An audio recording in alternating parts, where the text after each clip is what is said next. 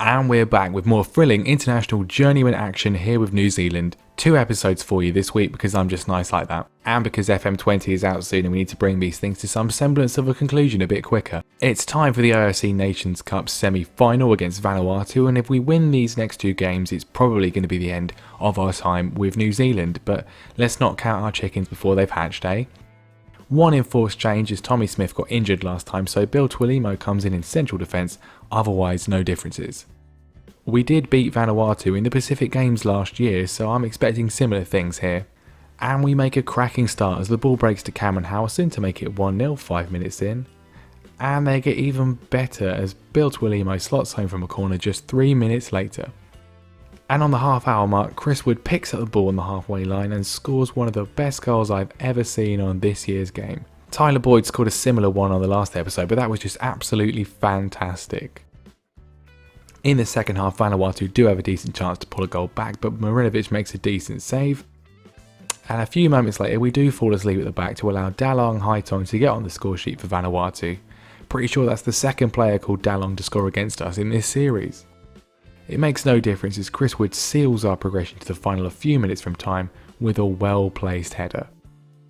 A very comfortable win, and we will be playing Papua New Guinea in the final.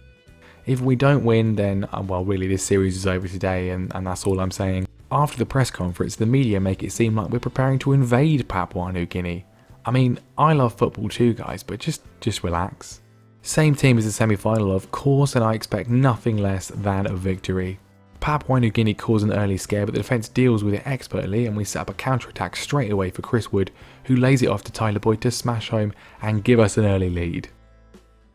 And 12 minutes later, Wood himself gets on the score sheet with a lovely near-post header to put us well in control.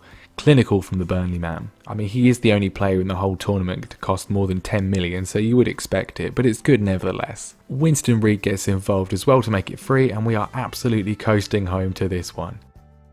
But we do love a bit of complacency though, so within minutes David Brown pulls a goal back for Papua New Guinea, and a few moments later he has a golden chance to make it 3-2, forcing a good save from Marinovic. And it proves costly as goals either side of half time from Reid again, and then Marco Rojas makes it an unassailable 5-1. We go on to get a 6th, and then a 7th to make it the most one-sided cup final since Man City versus Watford. Sensational performance, really, never looked in doubt, and we've won the OFC Nations Cup, our 2nd trophy and 1st major regional championship. This international management is easy, isn't it?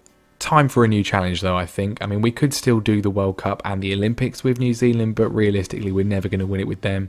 And with the Euros about to take place, a new job will surely be available.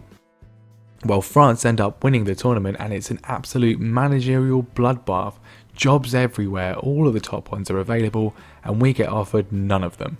We are, however, offered 4 relatively middling jobs. We get a politely worded email from the Serbian, Greek, Norwegian and Czech FAs. Some good choices there with a lot of decent players. Who will we pick? Who will we pick? Find out next week. Nah, I'll just say now, it's Serbia.